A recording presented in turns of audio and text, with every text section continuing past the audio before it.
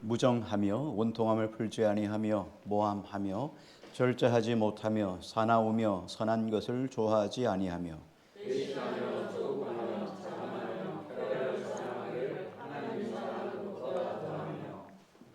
경건의 모양은 있으나 경건의 능력은 부인하니 이 같은 자들에게서 내가 돌아서라.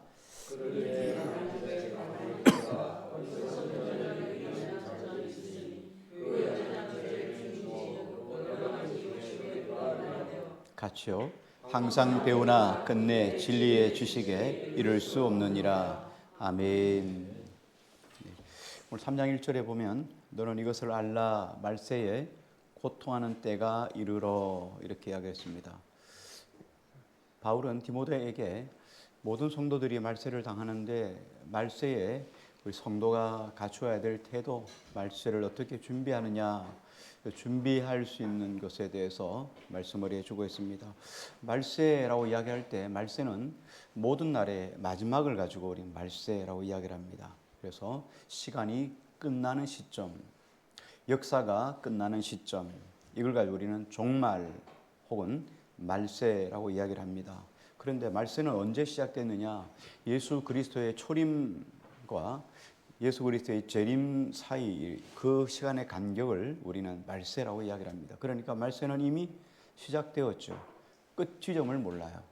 그 지점이 언제 끝날지를 모릅니다. 그 지점이 길지 짧을지 여기에 대한 궁금증이 상당히 많습니다. 그래서 제자들도, 사람들은 다 그래요. 이상한데 궁금증이 참 많잖아요. 제자들도 예수님한테 이렇게 이야기를 했어요. 말세가 언제 옵니까? 세상이 끝이 언제 일어납니까? 세상 끝에는 어떤 징조가 있습니까? 그럴 때 예수님도 똑같은 소리를 하셨죠. 세상의 끝은 아버지의 권한이 있기 때문에 나도 알지 못한다. 그러나 우리가 마지막 때를 보면은 징조를 봐서 알 수 있다. 그래서 모가 잎이 무성하면 여름이 다가왔구나. 그죠? 사과가 빨개지면 가을이 다가왔구나. 감이 붉어지면 겨울이 다가오는구나. 이렇게 계절을 찾듯이 세상의 징조를 보면 알 수 있다. 그렇게 이야기를 했어요. 그래서 예수 그리스도가 오는 시점부터 종말인데 히브리서 1장에 보면 이렇게 이야기를 합니다. 옛적에 선지자들을 통하여 여러 부분과 여러 모양으로 우리 조상들에게 말씀하신 하나님이 과거에는 선지자들을 통하여서 여러 가지 모양으로 선포하고 예언을 통하여서 세상에 어떤 뜻이 어떤 것이 이루어질지에 대해서 말씀해 주셨다면, 그렇다면 종말에는 이 모든 날 마지막에는 아들을 통하여 우리에게 말씀하셨다. 예수 그리스도를 통하여 종말에 관해서 말씀을 해 주셨다. 그렇게 이야기를 했어요. 자, 그래서 초림부터 예수님이 다시 재림하는 날, 그 사이를 가지고 우리는 말세라고 이야기를 합니다. 말세의 시작은 이미 시작됐지만 언제 끝날지 그 길이나 끝은 아무도 알 수가 없어요. 기도를 열심히 해도 주님 종말이 언제입니까? 언제 예수님 옵니까? 여러분 그거 신경 쓸 이유가 전혀 없어요. 왜? 아무도 모르기 때문에. 예수님조차도 삼위일체이신 예수님이 어떻게 모를 수가 있겠습니까? 아시죠? 그런데 그 권한은 하나님에게 있다. 그래서 거기에 대해서 언급을 전혀 하시지 않았어요. 그래서 성경에서 언급하지 않은 것은 우리가 굳이 찾아내려고 궁금증을 가지는 것 자체가 잘못된 거예요. 그래서 우리가 궁금증을 일단 딱 접어두고 우리가 해야 될 게 뭐냐? 말세를 잘 준비해야 된다는 거예요. 마지막 때가 언제 오냐? 많은 사람들이 그랬잖아요. 밀레니엄 이렇게 하죠. 1999년 그죠? 12월 31일이 세상 종말이라고 생각했어요. 그런데 여러분 어떻습니까? 2000년이 왔어요. 혼돈의 시대가 온다고 했는데 혼돈이 오지 않았어요. 여전히 그냥 일어났어요. 그리고 2000년이 지금 24년이 지나버렸어요. 그래서 2000년이 언제 온 것도 다 잊어버릴 정도로 세월이 또 흘렀습니다. 많은 사람들은 끊임없이 세상의 종말을 이야기하지만 우리가 종말에 너무 신경 쓸 필요 없고요. 언제 올지는 모르지만 우리가 가만히 있어도 사람이 요즘은 백수한다고 하잖아요. 백수한다고 하니까 여러분 100세를 기준으로 해서 여러분이 얼마 남았는가를 생각해 보면 돼요. 그럼 내 인생은 몇십 년 남았구나. 여러분 대략 짐작이 가죠. 우리는 그 기간 안에는 다 주님 만납니다. 주님 만날 때 부끄럽지 않게 위해서 매일매일을 우리가 바로 살기를 애쓰는 거죠. 자, 그래서 바울은 디모데에게 종말을 걱정하고 염려하기보다가 우리가 종말을 말세를 어떻게 잘 준비해야 될까 하는 말씀을 디모데에게 지금 디모데후서 3장부터 말씀을 해주고 있습니다. 사실 사도 바울이 말세에는 어려운 일들이 여기 보니까 고통하는 일이 일어난다, 고통의 때가 일어난다 이렇게 이야기를 했습니다.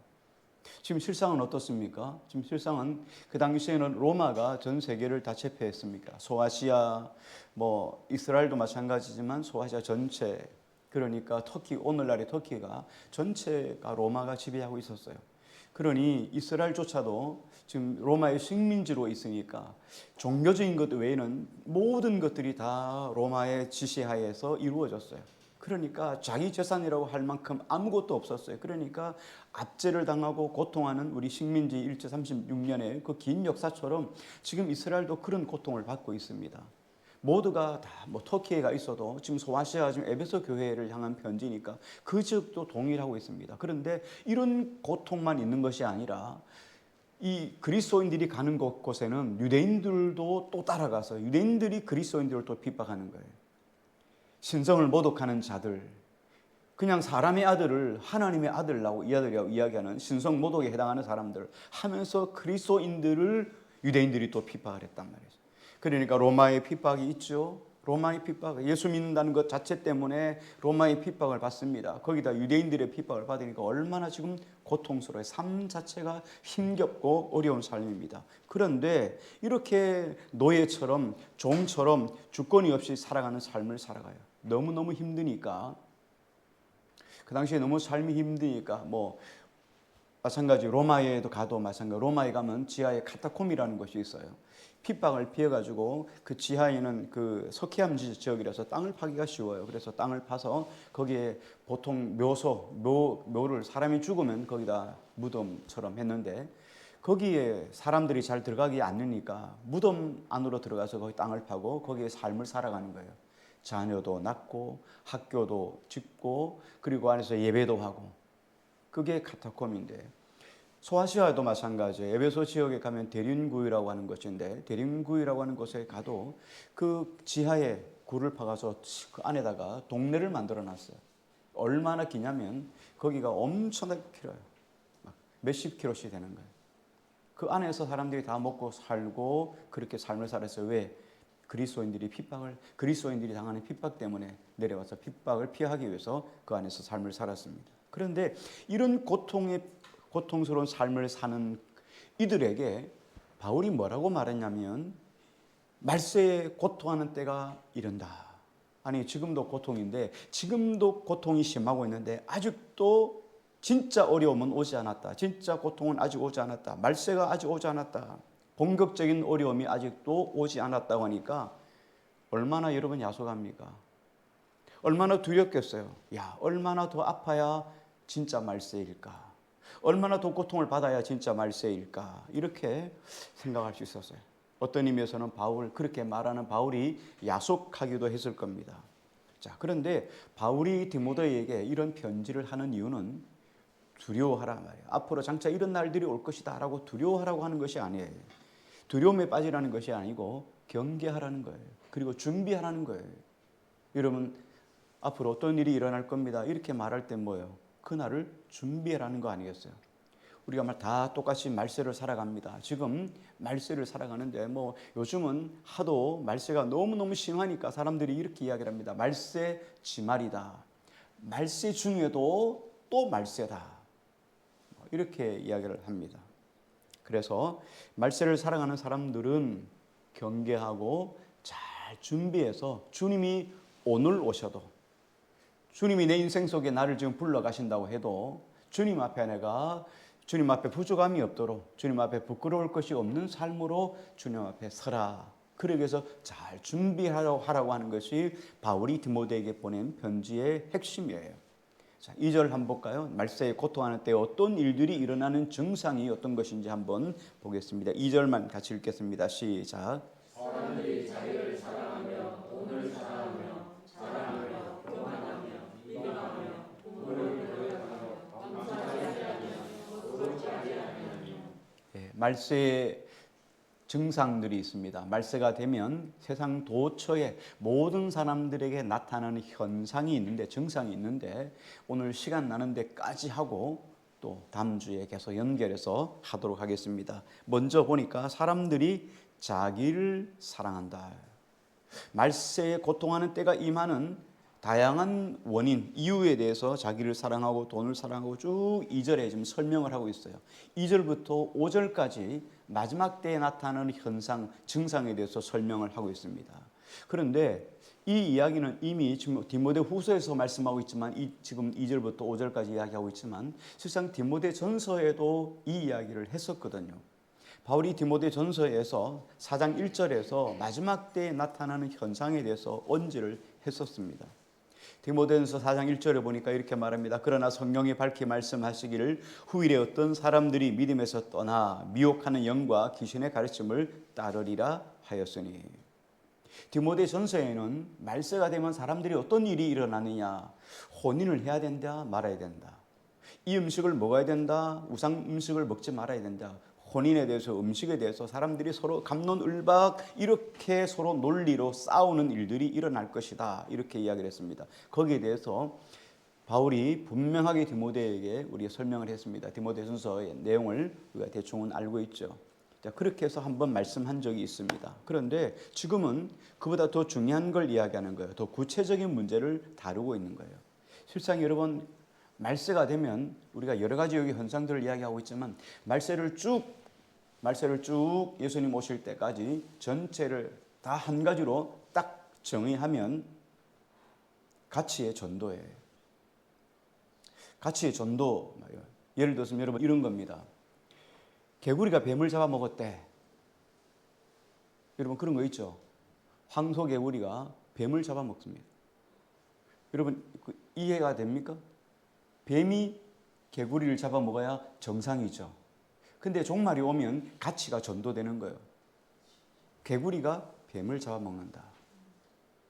우리도 마찬가지예요. 사람들이 사랑해야 될 것을 사랑하고 사랑하지 말아야 될 것을 사랑하지 말아야 되는데 가치가 전도되는 거예요. 그래서 사랑해야 될 것은 사랑하지 않고 사랑하지 말아야 될 것들을 사랑하는 시대가 말세예요. 가치가 전도됐어요. 이게 우리가 살아가야 될 지금 이 세상이에요. 어쩌면 우리 자신도 그런 삶을 지금 살아가고 있을지도 몰라요. 그래서 바울이 그 이야기를 하고 있는 거예요. 그래서 마지막 때가 되면은 가치가 전도된 첫 번째 현상이 뭐냐? 사람들이 자기를 사랑한다. 자기 사랑하는 게 왜 문제입니까? 왜 나를 사랑하는 게 왜 문제입니까? 왜 내가 내 자신을 사랑하는데 왜 무엇이 문제입니까? 우리가 뭔가를 사랑한다, 누군가를 사랑한다, 우리가 사랑한다라는 말은 어떤 의미를 가지고 있냐면 내 생각, 내가 처신하는 것, 내가 판단하는 것, 그것이 항상 누구 중심입니까? 내가 사랑하는 것 중심으로 삶이 돌아간다는 의미예요. 우리가 지동설을 이야기했잖아요. 지동설은 뭐예요? 모든 우주가 다 지구를 중심으로 돈다는 거예요. 자, 나를 사랑하면 모든 것 주축이 누굽니까? 나예요, 나. 모든 것들은 나 중심으로 생각해야 돼요. 그러니까 내가 1순위예요. 자기를 사랑하면 그래요. 자, 나 외에 다른 것은 안 돼요. 그래서 항상 자기 중심으로 생각하고 자기 중심으로 판단하고 자기가 순서에서 1순위가 되는 거예요. 그래서 마치 그 문의 돌적이처럼 말이죠. 문의 경첩처럼 문의 경첩을 달면 어떻습니까? 문이 아무리 돌아가도 뭘 중심으로요? 기둥을 중심으로, 경첩을 중심으로 돌잖아요. 경첩을 중심으로 돌아요. 돌적이 옛날에는 그냥 문을 까서 밑에 이렇게 조그만 돌기를 만들어 돌적이가 있잖아요. 꼬아 넣죠. 그러면 돌적이를 타다 머리 돌아가는 거예요. 절대로 문이 바깥으로 나가가지고 돌아다니지 않아요. 문은 항상 돌적이를 중심으로 간다는 거예요. 내가 가장 사랑하는 것 중심으로 모든 것들이 돌게 되어 있어요. 여러분 예를 들어서 자녀를 사랑합니까? 그럼 항상 자녀 편에서 뭘 생각하는 거예요. 남편을 사랑합니까? 남편 중심으로 뭘 생각하는 거예요. 여러분 어떤 것에 개체를 가지고 중심하면 개체를 중심으로 삶을 살아갈 수밖에 없는 거예요. 제가 아는 어떤 분은 개를 너무너무 사랑해서 개를 가정에서 키우셔요. 반려견 너무너무 사랑하니까 그 아이 때문에 수십 년 평생 살아갈 동안에 이 아이 때문에 외국 여행 한번 못한 거예요. 요즘이야 뭐 이렇게 데려가기도 하지만 뭐 걔를 데리고 갈 수 있는 호텔, 걔를 데려갈 수 있는 식당 뭐 많지 않잖아요. 그러니까 이 아이 때문에 평생을 여행 한번 제대로 못하는 거예요. 이게 뭡니까? 사랑하기 때문에 이 아이 중심으로, 이 개 중심으로 삶을 사는 거예요. 이런 이야기예요. 지금 그 이야기를 하는 거죠. 내가 무엇을 하든지 어디를 가든지 어떤 곳으로 가든지 어떤 생각을 하든지 간에 항상 내가 사랑하는 그 1순위를 중심으로 돌게 되어 있습니다. 더 나아가서 자기를 사랑하면 어떤 일이 일어나는가? 하나님에 대한 사랑이 약화돼요. 이웃에 대한 사랑이 약화됩니다. 하나님이 우리에게 주신 계명이 뭘까요? 하나님이 우리에게 주신 계명 중에 제일 큰 계명이 뭘까요? 어떤 율법사가 예수님에게 와서 예수님을 시험하기 위해서 예수님에게 이렇게 이야기를 합니다. 선생님, 율법 중에서 율법에 10계명이 있잖아요. 10계명 중에서 제일 큰 계명이 뭡니까? 그리고 유대인들은 할라카라고 해서 10계명을 각각 세부 조항을 나누었어요. 디테일하게. 예를 들어서 주 너의 하나님을 사랑하라. 그 외에 다른 신들에게 있게 하지 말지니라. 혹은 안식일을 지키라. 그럼 안식일을 어떻게 지켜야 됩니까? 안식일을 어떻게 지키는 것이 안식일입니까? 안식일날 교회 가야 되는데 성전에 가야 되는데 교회 가야 되는데 교회 가기 위해서 그럼 어떻게 해야 됩니까? 과거에 우리 기독교 안에도 근본주의 같은 교회가 있었습니다. 그런 교회들은 주일날 여러분 절대 돈도 못 썼어요. 돈을 쓴 게 진짜 얼마 되지 않아요. 제 청년 때만 해도 주일날 돈 쓰는 것은 엄격하게 됐어요. 그러니까 교회 갈 때 버스도 못 타고 걸어갔어요. 수 킬로를 걸어 다니고 예배하고 또 집으로 올 때도 걸어오고 이게 보편적이었죠. 그러니까 몇 킬로를 걸으면 주일을 안식일을 범하는 거고 또 몇 킬로 안에 있으면은 안식일을 범하지 않는 거다. 이렇게 구체적인 내용들이 있어서 이게 할라카라고 하는데 613가지예요. 그러니까 이 율법이 얼마나 많아요. 10계명이지만 10계명을 해석해 있는 게 613가지니까 상당히 많죠. 그러면 그 중에서 제일 큰 계명이 뭡니까? 라고 예수님에게 물었어요. 그랬더니 예수님이 이렇게 이야기를 했죠. 내 마음을 다하고 목숨을 다하고 뜻을 다하여 주 너의 하나님을 사랑하라 하셨으니 이것이 크고 첫째 되는 계명이다. 마음을 다하라, 목숨을 다하라, 뜻을 다하여 주 내 하나님을 사랑하라. 내가 인생에 전폭적으로 하나님을 사랑하라. 이게 첫 번째 계명이다. 두 번째는 또 그와 같다. 또 그와 같다. 이 말은 뭐냐면 앞에 전제와 같다는 거예요. 다시 말하면 마음을 다하고 목숨을 다하고 뜻을 다하고 그래서 내 이웃을 내 자신같이 사랑하라. 이웃 사랑하는데 어떻게 해요? 마음을 다하고 뜻을 다하고 목숨을 다하여 이웃을 사랑하라. 이 두 계명이 온 율법과 선지자의 강령이니라. 이렇게 하나님 말씀하셨어요. 자, 모든 것은 다 목적이 있습니다. 여러분, 냉장고는 음식을 저장하기 위해서 만드는 목적이 있죠. 그렇죠? 만드는 음식을 잘 보존하기 위해서 한 곳에 냉장고에다가 여러분 냉장고 안에다가 냉장고를 안 쓰면 모르지만 창고처럼 여러분 사용하지 않잖아요. 냉장고의 목적. 밥솥은 여러분 뭐 하기 위해서요? 밥을 하기 위해서 목적이 있잖아요. 이 세상의 모든 만물들은 다 하나님의 목적이 있습니다. 사과나무는 사과라고 하는 열매를 얻기 위해서 사과나무를 심습니다. 내가 배를 얻기 위해서 사과나무를 심는 사람이 없지요. 자, 그러면 하나님이 사람을 창조하실 때 사람을 하나님이 어떻게 창조하셨는가? 하나님의 본뜻, 하나님의 매뉴얼은 뭐냐? 우리를 왜 지으셨을까? 하나님이 우리를 지으실 때 이렇게 이야기를 했어요. 이렇게 하나님이 안에다가 DNA를 넣어놨어요. 사람의 근본 본질은 하나님을 경외하고 하나님께 영광을 드리고 하나님을 예배하는 존재이다. 그렇게 할 때 우리 인생은 최고의 가치가 되는 거예요. 최고로 아름다운 존재가 되는 거예요. 여러분, 컴퓨터가 상당히 비싸잖아요. 요즘 많이 싸졌지만 좀 더 과거에는 이런 몇백만 원씩 했잖아요. 그 몇백만 원 가지고 아이들한테 야 컴퓨터를 사용하라고 주면, 공부하라고 주면 여러분 컴퓨터가 뭐 합니까? 게임이에요. 게임기. 200만 원 300만 원짜리 게임기예요. 핸드폰, 여러분 핸드폰의 목적은 전화 받고 전화하고 뭐 이런 거지만 이제는 컴퓨터가 안에 같이 기록되어 있잖아요. 같이 탑재되어 있으니까 아이들이 이거 게임하는 게 목적이에요. 본질을 잃어버리는 거죠. 우리가 하나님을 영화롭게 하는 것이 우리 인생의 목적이에요. 그래서 하나님이 내 인생의 최고의 가치가 되는 거예요. 하나님이 내 인생의 최고의 선이 되는 거예요. 하나님이 내 인생의 최고의 목적이 되는 거예요. 하나님이 내 인생의 최1순위가 되는 거예요. 그렇게 하면 우리 인생이 가장 빛나고 복되고 아름다운 존재가 되는 거예요. 왜? 하나님이 그렇게 만드셨기 때문에요. 뭐 다른 거 없어요. 뭐 이거 제가 여러분 하는 게 아니고 하나님이 창조하실 때, 하나님이 우리가 성부, 성자, 성령님이 만드실 때, 이 세상을 창조하실 때, 사람을 창조하실 때 그렇게 만드셨어요. 여섯째 날에 하나님이 사람을 창조하시면서 그렇게 빚어 놓으셨어요. 사람은 하나님을 최고의 가치로 여기고 최고의 선으로 여기고 최우선으로 삶을 목적감 삼아 살아가면 사람은 최고로 빛날 수 있다. 그래서 그 중심, 그 법칙에 따라 살면 사람은 인생의 제일 행복한, 가장 행복한 유익을 누리며 살아갈 수 있게 됐어요. 그래서 성경은 제1계명이 뭐라고요? 첫째 되는 계명이 하나님을 사랑하라. 하나님 사랑하는데 그냥 사랑하는 게 아니고 마음을 다 했어요. 마음을 99%만 사랑하고 1%는 여기 좀 빼놓을게요.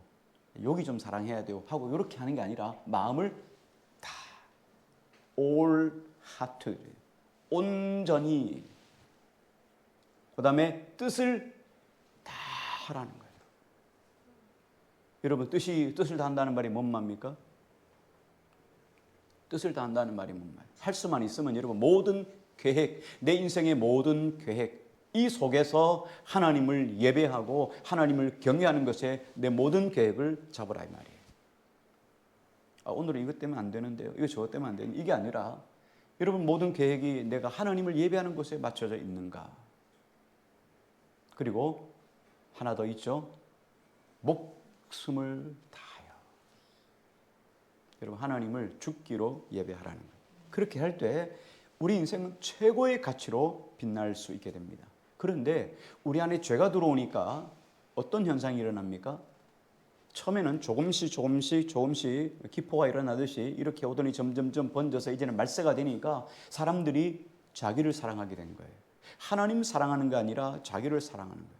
그런데 진짜로 자기를 사랑하는 게 자기를 사랑하는 것처럼 생각했단 말이죠. 자, 이게 뭔 말이냐면 여러분 강아지의 목적이 뭡니까? 뭐 요즘은 반려견이니까 그렇지만 뭐 개를 집에서 개 키우는 이유가 뭡니까? 집 지키라고 키우는 거 아니겠습니까? 이놈이 집 지키지 않고 아무나 도둑이 와도 꼬리를 흔들고 그러면 이거 여러분 어떻게 해요? 이거 뭐 잡아먹어야지. 그죠? 이거 있을 수 없어. 안 키우잖아요. 그죠? 반려견이라면 주인에게 기쁨을 줘야 되는 거잖아요. 근데 반려견들 보면 가끔씩 TV에 나오는 그 개 모습 보면 주인을 물고 그런 개들 있잖아요. 목적이 안 맞잖아요.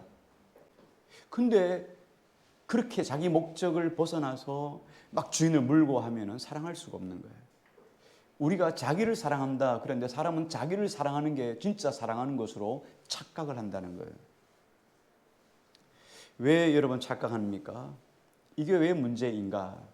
자기를 사랑하면 어떤 일이 문제가 되냐면 하나님보다도 누구를 높입니까? 자기가 1순위예요. 하나님이 높아지는 거예요. 그래서 문제가 되는 거예요. 여러분 하나님 마음을 다하고 뜻을 다하고 목숨 다하여 하나님 사랑하라 했는데 내가 마음을 다하고 뜻을 다하고 목숨을 다하여 나를 사랑하면 이게 안 맞잖아요. 이 첫 번째 문제이고 두 번째는 자기를 불행하게 만들어요. 나를 사랑하면 내가 불행해져요. 왜 그러냐고요? 뒤에 좀 설명해 드릴게요. 세 번째 자기를 사랑하면 뭔 문제가 되냐면 창조의 질서가 바뀌어져요. 본래의 목적을 상실해 버린다는 거예요. 우리는 하나님을 영화롭게 하는 것이 하나님의 창조 목적인데 그 목적을 상실해 버리니까 창조의 질서가 다 깨져 버리는 거예요. 자, 하나님 사랑은 왜 그런가 하면요. 하나님 사랑은 모든 사랑의 첫 번째 단추예요. 여러분 서초에 첫 번째 단추를 잘 끼워야 돼요. 첫 번째 단추를 잘못 끼우면 그 다음부터 아무리 끼워도 다 잘못되는 거잖아요. 그렇죠? 첫 단추를 잘 끼워야 모든 것이 옷이 바로 가는 거잖아요. 첫 번째 단추부터 모르고 그렇게 끼워가지고 입고 다니면 그렇죠? 보기에 흉하겠죠. 마찬가지예요. 오늘 우리가 가장 알아야 될 것이 뭐냐면 여러분 나를 사랑하고 싶습니까? 나를 사랑하고 싶으면 가장 먼저 하나님을 사랑해야 돼요. 하나님 사랑하는 것이 나를 사랑하는 거예요. 자, 여러분 진실로 이웃을 사랑하기를 원합니까? 그러면 가장 먼저 하나님을 사랑해야 돼요. 여러분 자연을 사랑합니까? 동물을 사랑합니까? 그러면 여러분 동물 사랑, 자연 사랑, 동물 사랑 애호에 애호 여러분 아무리 그 중에 해도 중요하지 않아요. 더 중요한 건 하나님 사랑이에요. 하나님 사랑해야 동물도 사랑할 수 있고 하나님 지으신 자연도 사랑할 수 있어요. 이게 목적이에요. 본래 목적이에요. 먼저 하나님의 사랑이 우선이 돼야 된단 말이에요. 예수님은 마태복음 10장 37절에 이렇게 말씀을 하셨어요. 아버지나 어머니를 나보다 더 사랑하는 자는 내게 합당하지 아니하고 아들이나 딸을 나보다 더 사랑하는 자도 내게 합당하지 아니하며. 자, 이 말은 조금 잘못 생각하면 오해할 수 있어요. 야, 하나님 마치 부모나 아버지나 어머니 혹은 아들이나 딸, 자식, 부모나 자식을 사랑하지 말라 하는 것으로 생각해요. 이 말씀을 근거로 정말 그렇게 해석하고 그렇게 말하는 분들도 있습니다. 그런데 잘못된 거고요. 여기의 핵심은 뭐냐면 진정한 가족 사랑이 무엇인가를 가르쳐주고 있어요. 진정한 가족 사랑, 다시 말하면 사람이 개개인을 사랑하고 공동체를 사랑하고 또 교회가 진짜 행복하기 위해서는 가장 중요한 게 하나님을 1순위로 사랑하라는 거예요. 이게 하나님을 먼저 사랑하면 부모나 자식을 사랑할 수밖에 없어요. 성경이 우리에게 뭐라 말합니까? 10계명 중에서 하나님에 대한 계명이 1계명에서 4계명이라면 5계명의 첫 번째 계명 내 부모를 공경하라 말씀하거든요. 그러니까 하나님 사랑하면 부모 공경할 수밖에 없어요. 근데 부모 공경이 먼저 되면은 하나님 사랑은 후차적인 이 순위가 된단 말이에요. 질서가 깨져버리니까 진짜 부모님을 사랑할 수가 없게 되거든요.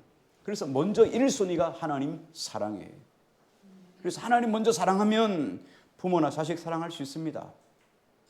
이웃 친지 사랑할 수 있습니다. 자연 사랑, 동물 사랑 여러분 최고로 사랑할 수 있어요. 그래서 여러분 이웃이나 형제나 부모나 자식을 사랑하기 위해서는 최고로 사랑하기 위해서는 하나님을 최고로 사랑하셔야 돼요. 먼저 하나님을 최고로 사랑하셔야 돼요. 하나님을 1순위로 사랑하지 않으면 여러분 절대로 부모 사랑 온전해지지 않아요. 자식 사랑 온전해지지 않아요. 이웃 사랑 온전해지지 않아요. 그래서 하나님은 먼저 하나님을 사랑하라는 거예요. 그런데 말세에 어떻습니까? 사람들이 자기를 먼저 사랑하는 거예요. 그러니까 어떻게 됐습니까? 자, 자기를 사랑해요. 그러니까 하나님에 대한 사랑이 깨지니까 이웃 사랑도 깨지는 거예요. 자, 이웃이 누굽니까? 옆집에 사는 사람을 이웃이란 말하지 않아요. 여러분 왜 다 이웃이에요? 여러분 아내, 남편 어떤 의미에서는 이웃일 수 있어요. 자, 나를 먼저 사랑하니까 아내나 남편 사랑하지 않아요. 내가 1순위예요. 항상 내가 먼저예요. 내 뜻대로 내 생각대로 내 주관대로 해주지 않으면 적이에요. 그러니까 깨지는 거예요. 가정이 깨지고 깨지는 거예요. 요즘 아이들도 마찬가지잖아요. 다 누구예요? 자기 위주로 삶을 돌아가요. 직장 위주가 아니에요. 자기 위주로 돌아가요. 요즘 MZ세대라고 이야기해요. 자기 위주로 돌아가요. 왜? 자기를 사랑하니까. 직장 필요 없어요. 직장 위주가 아니고 자기 위주예요. 아내나 남편도 필요 없어요. 다 결혼하다가도 깨져요. 이런 걸 그냥 쉽게 봐요. 왜? 자기 위주로 삶을 돌아가니까. 이게 마지막 때의 증상이에요. 이걸 여러분 이기기 위해서는 어떻게 해야 됩니까? 극복하기 위해서는 하나님 사랑을 회복하셔야 돼요. 이게 회복 안 되면 여러분 가정 회복 안 됩니다. 공동체 회복 안 됩니다. 아무리 몸부림쳐도 안 됩니다. 아내나 남편이 그래 들어줍니까? 안 됩니다. 하나님을 사랑하면 내가 어떻게 아내를 사랑하고 어떻게 남편을 사랑하고 어떻게 가정을 사랑하고 어떻게 교회를 사랑해야 되는지가 보이기 시작하죠. 하나님 사랑을 회복하셔야 돼요. 그래서 말세에 나타난 가장 첫 번째 뭐냐면 사탄이 우리 안에 와서 넣어준 마음이 나를 사랑하라는 거예요. 너 위주로 삶을 살아가는 거예요. 내 인생은 나의 것이라는 거예요. 한 번 사는 인생, 그렇죠? 잘 먹고 잘 살고 행복하게 살자. 뭐 다른 거 필요 없다. 내 위주로 삶을 살아가는 거예요. 내 위주로 삶을 살아가기 위해서 필요한 것들이 많은데 내가 희생해야 되잖아요. 그러니까 결혼 안 하는 거죠. 자식 안 낳는 거예요. 희생. 내 위주로 삶을 살아가면 이런 증상들이 나타나기 시작하는 거예요. 자, 두 번째 뭐가 있습니까? 예, 두 번째 돈을 사랑하며 그랬어요. 자, 자기를 사랑하면 나타나는 증상 중에 하나가 돈을 사랑하는 거예요. 돈 사랑이에요. 하나님 사랑 다음에 사랑해야 될 게 뭐라 그랬죠? 이웃을 내 몸과 같이 사랑하라. 이게 두 번째 하나님이 우리에게 요구하신 거예요. 그런데 사람보다가 뭘 더 사랑합니까? 돈을 더 사랑해요. 돈을 더 사랑하니까 존재의 질서가 깨지는 거예요. 자, 여러분 이야기를 했죠. 항상 뭔가를 사랑하면 그 사랑하는 것 중심으로 삶을 돌아간다 그랬죠. 자, 사랑하는 걸 중심으로 삶을 돌아가요. 마치 문이 경첩 위주로 돌아가듯이 돌적이 위주로 문이 닫혔다 열렸다 하는 것처럼 항상 사랑하는 것 중심으로 모든 것들을 결정하고 판단하게 돼 있거든요. 자, 그러니까 내가 돈을 사랑하면 사람은 뭐가 되죠? 사람은 이 순위에 밀려버리는 거예요. 그러니까 사람은 내가 사랑하는 돈을 위한 수단이나 도구에 불과한 거예요. 남편, 돈 벌어오는 기계이죠. 돈 벌어와라 이 말이죠. 돈 안 벌어오면 어떡합니까? 돈 안 벌어오니까 이혼하는 거죠. 이게 오늘날 세대 아니겠어요? 요즘은 이런 일들이 많이 비일비재하지만 IMF 때 여러분 가정들이 깨어진 이유가 뭐겠어요? 자본주의 사회에서 물질 중심으로 삶을 살아가다가 그런 가치관이 들어오니까 남편들이 돈을 못 벌어오니까 그러니까 이혼하는 거예요. 희생하고 사랑이 가치가 아니라 물질이 가치가 된 거예요. 돈을 사랑하면 사람은 돈을 사랑하기 위한 돈을 얻기 위한 도구에 불과한 거예요. 돈을 사랑하게 되면 사람들은 다 뭘로 보입니까? 발 달린 돌로 보이는 거예요. 발 달린 돈으로 보이는 거예요. 돈이 막 보여요. 돈이 다 돈이에요. 돈.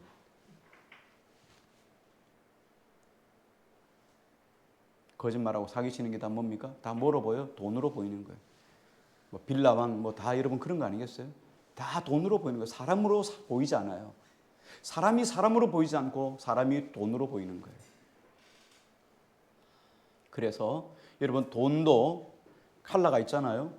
1,000원짜리, 5,000원짜리, 뭐 만원짜리, 5만원짜리 여러분 칼라가 다 있잖아요.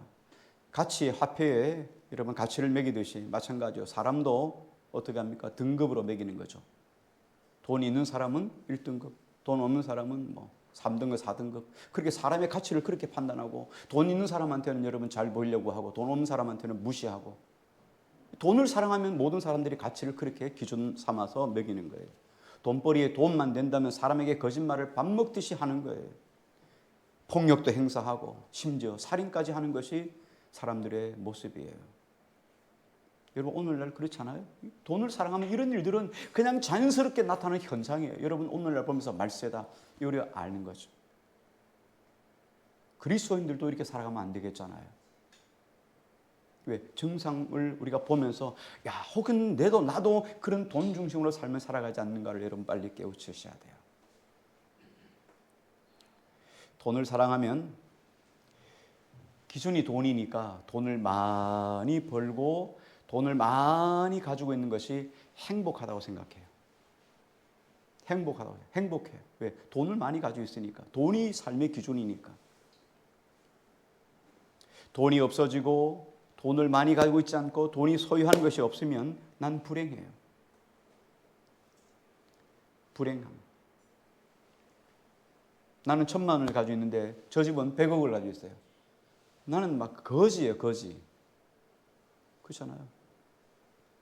작년 2월 달에 우리 란다를 다녀왔잖아요.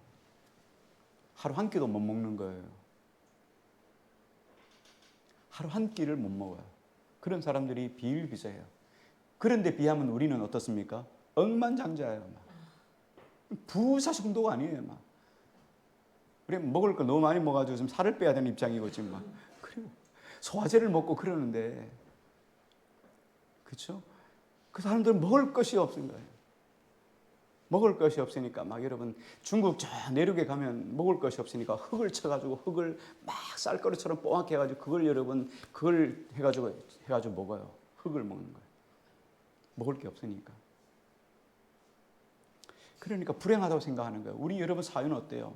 우리는 선진국이잖아요. 남들과 비교하면 자꾸 불행한 거예요, 우리가. 나는 가난하다 이렇게 생각하는 거예요. 여러분 우리가 얼마나 잘 사는지 몰라요. 스스로 우린 잘 모르고요. 그래서 돈을 사랑하면 돈이 많아야 행복하는 거예요. 돈이 없으면 불행한 거예요. 그래서 내가 돈 버는데 내가 돈을 잘 벌고 또 이런 일에 도움을 주는 사람은 어떤 사람이에요? 그런 사람은 좋은 사람이에요. 그런 사람들을 환대하고 그런 사람도 환영합니다. 근데 내가 돈을 버는데 도움이 되지 않는 사람은 다 어떤 사람입니까? 나쁜 사람이에요. 그런 사람들은 미워하고 싫어하고 학대합니다. 돈을 모으는데 도움만 된다면 착한 사람도 모함하고 미워하고 비난하고 제거하는 일에 앞장섭니다. 돈을 모으는데 도움만 된다면 사악하고 가증하고 음란하고 가식적이고 거짓말을 밥 먹다는 사람과도 얼마든지 연합하고 얼마든지 하나 되고 얼마든지 협력할 수 있는 것이 이 시대의 모습이에요. 하나님이 기뻐하시는 삶과는 전혀 동떨어진 삶을 우리가 지금 이 시대에서 증상으로 보고 있습니다. 그러니까 하나님을 사랑하지 않으면, 돈을 사랑하면, 자기를 사랑하면 하나님의 사랑에 대한 경외심도 사라집니다. 하나님을 잘 안 믿어요. 여러분, 하나님과 우리 사이에 누군가 끼면은 사랑이 식어지게 되어 있어요.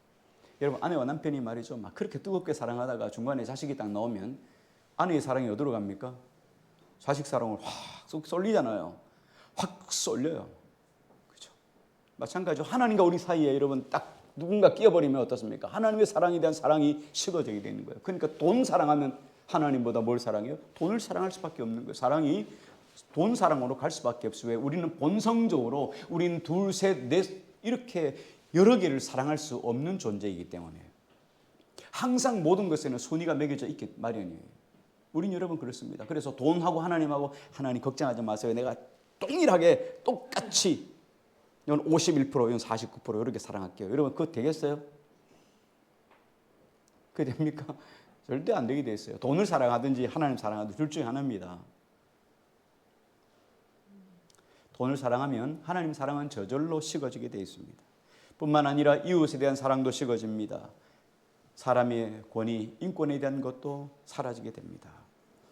여러분 우리가 알아야 될 것은 뭐냐면 절대로 돈은 사랑의 대상이 아닙니다.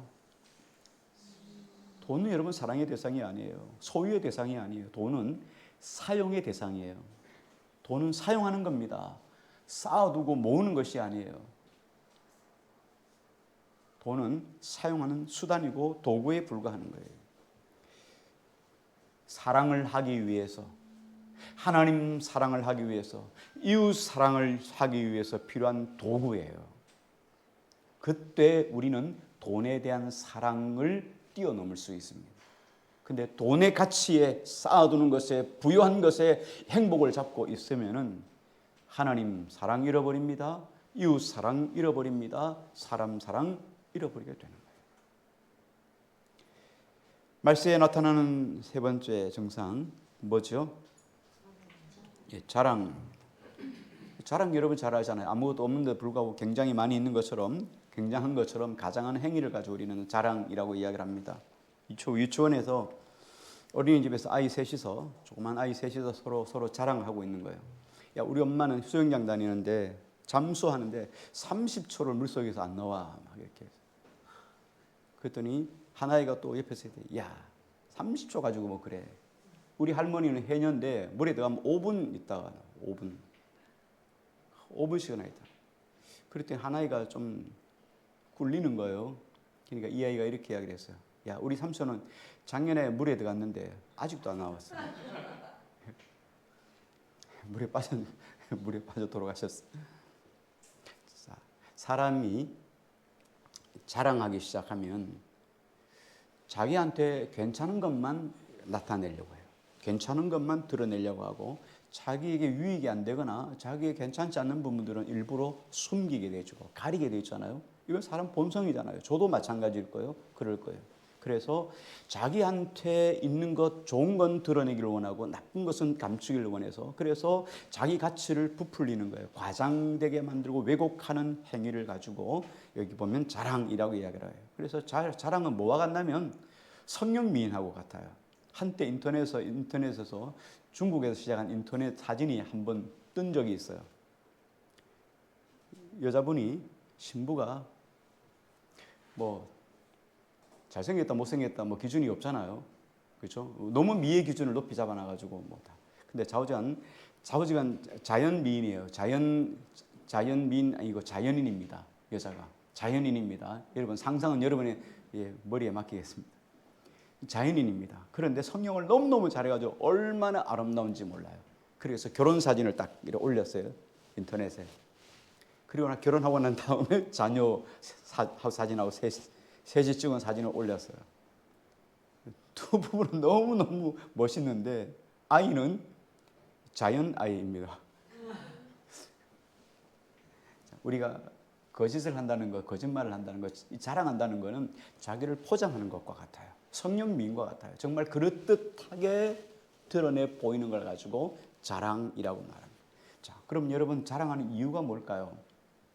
우리가 다 알지만 우리가 자랑하지 않기 위해서는 자랑하는 이유를 찾아내야 돼요. 자랑하는 이유가 뭐냐면 다른 사람한테 있는 모습 그대로 평가받기를 원하는 것이 아니라 그 이상을 평가받기를 원하는 거죠. 여러분 제가 5를 원한다면 여러분들이 저를 향해서 7, 8, 9다라고 이야기해 주기를 원하는 마음 때문에 그럴듯하게 포장하는 거잖아요. 우리 모두는 그럴 마음이 있어요. 이게 바로 자랑이에요. 자, 그럼 이렇게 포장해서 그럴듯하게 더 많은 칭송을 받으려고 하는 이유가 뭐냐? 크게는 두 가지입니다. 하나는 자존감이 낮으면 그렇습니다. 자존감이 낮아서 그래요.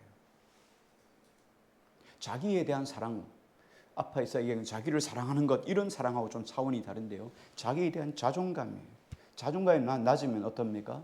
자존감이 낮으면 다른 사람에 대해서 자기보다 좋은 사람, 자기보다 잘 되는 사람에 대해서 시기하고 질투하고 자랑을 하게 되는 거죠. 미워하고. 따라오게 돼 있어요. 다른 사람에 대해서 못 견디는 거예요. 왜? 내가 자존심이 약하니까. 나도 뭐 있어 보이고 나도 뭔가를 좀 제대로 보이고 싶은데 남이 더 잘하니까 시기하는 거예요. 질투하는 거예요. 미워하는 거예요. 또 한 가지 이유는 자기 정체성이 뭔지를 몰라서 그렇습니다. 여러분, 우리가 기억해야 될 것은 하나님이 우리를 지으실 때 하나님이 모든 사람을 지으실 때 하나님 인간 존재의 위험이나 또 존재의 존엄성이 하나님이 동일하도록 지으셨다는 거예요. 우리 모두는 하나님 앞에 다 사랑받는 존재고 가치 있는 존재임을 믿으시기 바랍니다. 한 사람도 하나님 보시기에 미워하더라 싫더라 이런 존재가 없어요. 우리는 다 하나님 앞에서 하나님 앞에 귀하고 아름다운 존재예요. 다 왕 같은 제사장 같은 존재예요. 다른 것이 있다면 모습이 다 다른 거예요. 여러분 형제 쌍둥이도 다르잖아요. 모습이 다릅니다. 은사도 다릅니다. 사명도 다릅니다. 주어진 달란트도 다릅니다. 존엄성이나 가치가 다른 게 아니에요. 우리 다 똑같은 거예요. 다 하나님 보시기에 귀한 존재예요. 그런데 가지고 있는 달란트가 달라요. 어떤 사람한테는 몇 달란트 줬어요? 5달란트를 줬단 말이에요. 어떤 사람한테는 1달란트를 줬어요. 어떤 사람한테는 하나님께서 물질을 얻을 권능을 주셔서 그걸 통해서 큰 기업을 만들어 많은 사람을 먹여 살릴 수 있는 능력을 주신 거고 어떤 사람한테는 하나님 물질을 안 주셨어요. 근데 물질 없는 사람이 저 큰 기업에 물질을 얻을 권능 얻는 사람을 시기하거나 미워할 이유가 뭐 있겠어요? 하나님은 나에게 만들어준 존재 자체로 삶을 살아가는 것이 인간의 행복이에요. 근데 그걸 자꾸 시기하는 거죠. 그걸 자꾸 질투하고 미워하는 거예요. 여러분, 다른 것은 잘못된 것이 아니에요. 다른 건 그냥 다른 거예요. 우린 여러분 다 얼굴이 다 달라요. 생각이 다 달라요. 배운 것도 다 달라요. 환경도 다 달라요. 가치관도 다 달라요. 다른 건 다른 거예요. 잘못된 게 아닙니다. 여러분 다른 게 잘못된 건가요? 아니죠. 다른 건 다른 거고 잘못된 건 잘못된 거예요. 근데 다른 걸 가지고는 잘못됐다고 생각하는 거예요. 여러분 김치찌개가 좋아요? 된장찌개가 좋아요? 뭐 갈라질 거예요. 그죠? 뭐 50도 50에 갈라질지 뭐 70도 30에 갈라질지 모르지만 다 갈라져요. 자, 그러면 김치찌개 좋아하는 사람이 된장찌개 좋아하는 사람 보고 잘못됐다 이렇게 말하는 게 여러분 정상입니까?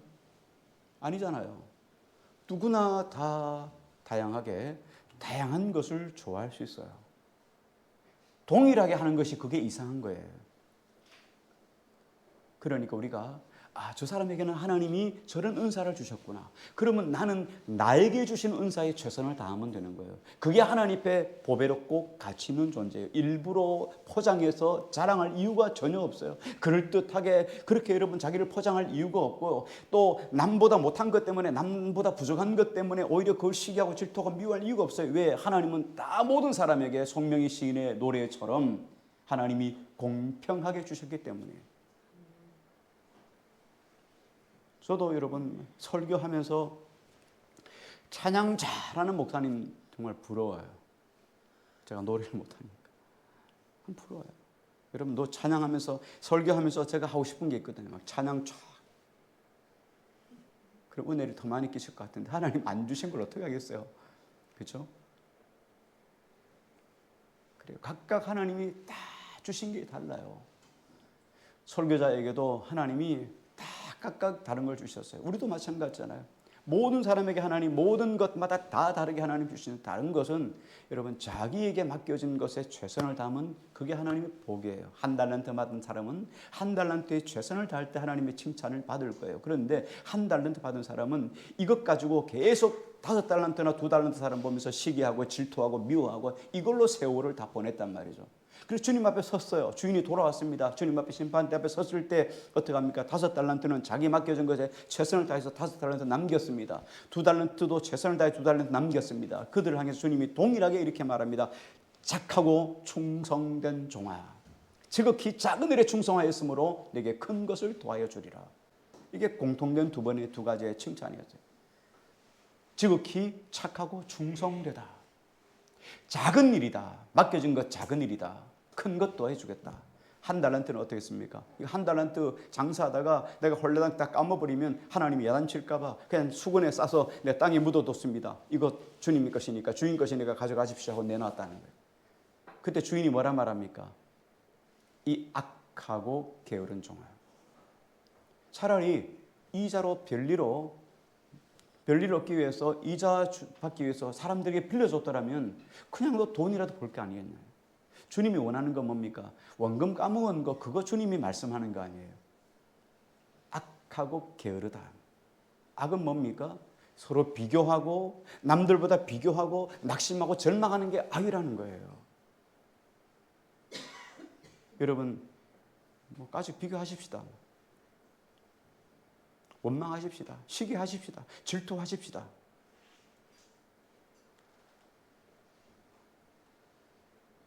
하세요. 그거 말리지 않습니다. 하십시오.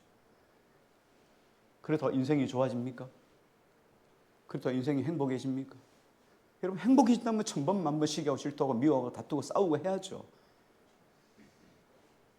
근데 절대로 그렇게 될 일은 없어요. 왜? 진리가 아니기 때문에요. 그러니까 빨리 마음을 바꾸는 게 중요해요. 하나님 내가 잘하는 게 있다는 거예요. 내가 잘하는 거. 내가 잘하는 것에 최선을 다하면 돼요. 그렇죠?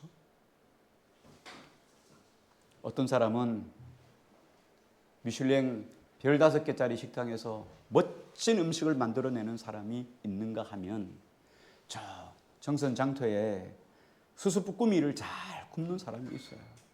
각각 여러분 자기가 한 자리에서 최선을 다해 사람들에게 즐거움을 주면 그게 하나님의 기쁨이라는 거예요. 이걸 모르니까 끊임없이 자랑하는 거예요. 비교하면서 스스로 낙심하고 절망하고 열등감에 빠지게 되는 거예요.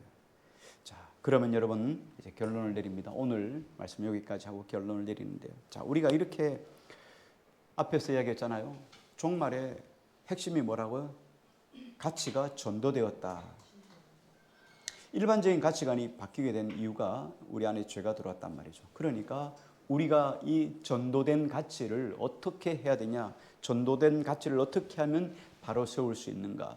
여러분 간단하게 오늘 말씀 정리를 합니다. 우리가 하나님에 대해서 하나님을 사랑하는 자가 되기 위해서는 여러분 어떻게 해야 되냐? 예배하는 자가 됩니다. 다른 거 없어요. 예배하는 자가 되면 예배하면 하나님의 삶의 일소리가 회복이 됩니다. 성경 끊임없이 예수님 말씀하잖아요. 요한복음 4장에 보면 수가성 여인에게 예수님과 대화 속에서 사람들은 이쪽에 사람들은 저쪽에서 말씀하는데 어디서 예배하는 게 옳습니까? 예배하는 장소가 중요하지 않다. 중요한 건 뭐냐? 너희가 신령과 진정으로 예배할 때가 있다. 하나님께 진실로 예배하는 자가 있다. 예배하는 때가 있다는 거예요. 신령과 진정으로 예배합니다. 하나님은 전심으로 다니며 자기를 향하여 전심으로 마음을 다하는 자를 하나님이 찾고 계신다는 거예요. 하나님 사랑이 회복되려면 여러분 어떡합니까? 예배하는 자가 되면 돼요. 여러분 예배를 생명같이 여기셔야 돼요. 그래야 하나님 사랑이 회복되고 하나님 사랑이 회복되면 이웃 사랑, 남편 사랑, 아내 사랑 모든 것들이 회복이 돼요. 회복이 됩니다. 여러분 한번 해보세요. 여러분 삶 속에 인간관계 속에 삐끗거리는 부분이 있습니까? 여러분 하나님 사랑이 회복되면 모든 사랑이 치유되고 회복돼요. 두 번째, 사람에 대해서 미운 마음이 있습니까? 사람을 사랑하라고 했는데 안 됩니까? 여러분 사람을 사랑하는 사람이 됩니다. 어렵지만 간단한 문제죠. 사람을 사랑하라는 거예요. 자, 하나님을 사랑하기 위해서는 예배하는 자가 되면 돼요. 두 번째, 사람을 사랑하기 위해서는 여러분 사랑하는 자가 되면 돼요. 어떻게 사랑합니까? 남을 나보다 낮게 여기고 낮은 자리에 섬기면 돼요. 여러분 내가 높아지려고 하니까 문제가 돼요. 낮아지고 배려하면은 전혀 문제가 없어요. 여러분 그렇잖아요. 제가 낮아지고 섬긴다고 여러분 사람이 나를 무시합니까? 그 무시하는 사람은 잘못된 사람이에요. 절대로 여러분 그렇지 않아요. 내가 높아지려고 하니까 사람들에게 문제가 생기지, 내가 낮아질 때는 여러분 사람들이 다 좋아하고 기뻐하고 행복해요. 여러분 그렇잖아요. 많은 사람들이 있지만 모든 사람들이 다 슈퍼스타가 되기를 원합니다. 모두가 다 인기받는 슈퍼스타가 되기를 원해요. 근데 여러분 슈퍼 서번트는 없어요. 슈퍼 종은 없단 말이에요. 슈퍼 섬김의 사람은 없단 말이에요. 그런데 내가 스스로 섬김의 자리에 있으면 여러분 사람들이 기뻐하고 박수를 쳐주는 거예요. 여러분 간단해요. 한때 여러분 이런 말들이 유명했죠. 레드 오션, 블루 오션. 모든 사람들이 다 퇴직하고 쉽게 할 수 있는 게 뭡니까? 치킨집이야. 통닭이야. 그러니까 치킨집은 불이 나는 거예요. 사람들이 자꾸 먹는 사람 한정되어 있는데 치킨집이 자꾸 들어서니까 됩니까? 망하는 거죠. 조금만 맛이 없거나 서비스가 죽으면 망하는 거예요. 이게 레드 오션이에요. 그런데 남들이 하지 않는 것, 그래 낀 틈, 남이 하지 않는 부분에 들어가는 블루 오션이에요. 파란 바다란 말이에요. 얼마든지 기회가 있는 것이에요. 여러분 슈퍼스타가, 내가 하나님 앞에서 잘해서 슈퍼스타가 되려고 하는 사람은 많잖아요. 나는 남들이 하지 않는 슈퍼 서번트가 되겠다. 나는 남들 앞에 섬기고 낮은 자리에 있고 종이 되겠다. 여러분 그런 사람은요 어떤 공동체에 가도 환영받아요. 교회 와도 환영받습니다. 집에 가도 환영받습니다. 칭찬받습니다. 어느 곳에 가도 그 사람을 칭찬해요. 그 사람 왜 안 오냐 여러분 궁금해하고 질문하죠. 한 가지만 더 봅니다. 전도된 가치, 물질에 대해서 전도된 가치를 가지려면 어떻게 됩니까? 물질을 사용하는 자가 되면 돼요. 물질을 소유하려고 하지 말고 사용하면 돼요. 소유하려고 하니까 문제가 되는 거죠. 하나님은 우리에게 물질을 소유하라고 주지 않았어요. 물질을 사용하는 자예요. 우리는 여러분 어떻습니까? 통로예요. 통로. 물질은 누가 줍니까? 맞습니까? 네. 하나님이 물질을 주실 때 여러분 싸우더라고 주셨을까요? 물질은 여러분 우리가 돈 이렇게 이야기하시지만 물질은 모든 게 다 포함됩니다. 성경에 보면 물질 많이 이야기 나오죠. 성경에 보면 돈 이야기 상당히 많이 나와요. 여러분 물질, 돈, 더 나가면 떡, 밥, 이게 다 같은 말이에요. 하나님이 이스라엘 백성들이 광야를 갈 때 광야에서 하나님이 만나를 주셨습니다. 그렇죠? 만나 주셨죠. 만나 주실 때 어떻게 했습니까? 하루에 한 오멜씩만 거두라 했죠. 한 오멜씩만 거둬요. 자, 그리고 6일째는 두 오멜을 거두어서 안식일에 다음 날 쉬는 것을 위해서 두 오멜 이렇게 거두라고 했습니다. 사람들이 그렇잖아요. 욕심이 생기잖아요. 욕심이 생기잖아요. 강에 여러분 고기가 막 들뻥 엄청나게 많은데 내가 뜨면 다 고기인데 고기 가지고 와가지고 한 마리밖에 못 먹는데 오늘 두 마리 세 마리 잡으면 어떡합니까? 냉장고에 넣어놓고 내일 먹고 모레 먹잖아요. 근데 그거 하지 않는 거야. 한 마리씩만 거두는 거예요. 내일 또 가면 한 마리고 한 오멜씩만 거두는 거예요. 그런데 사람들이 욕심이 생기니까 오늘 두 마리 세 마리 잡아야겠다 하고 두 오멜 세 오멜 거둔 사람이 있어요. 그래서 먹기는 한 오멜밖에 못 먹었어요. 나머지는 어떻습니까? 썩어서 냄새가 났단 말이에요. 여러분 물질은 쌓아두면 냄새가 나기 시작해요. 냄새 난다는 말은 뭔 말입니까? 물질 자체가 썩는다는 걸 말하는 게 아니에요. 그것 때문에 내 마음이 바뀌기 시작합니다. 생각이 바뀌기 시작합니다. 돈을 사랑하는 중심이 하나님에게서 돈으로 오게 되는 거예요.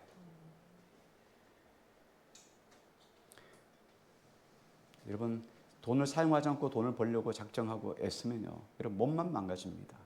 사용하는 즐거움도 몰라요. 하나님 주신 기쁨도 상실해 버리게 되는 거죠. 하나님은 우리에게 사랑을 주셨어요. 사랑하라고 주셨어요. 그 사랑을 사용하지 않으면 변질이 되는 거예요.